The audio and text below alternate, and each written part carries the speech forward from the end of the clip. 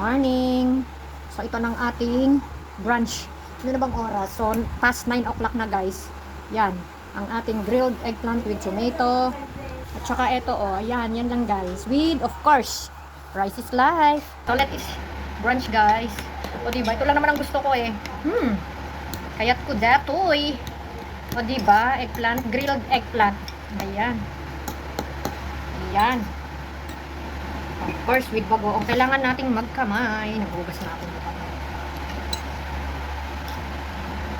With okra.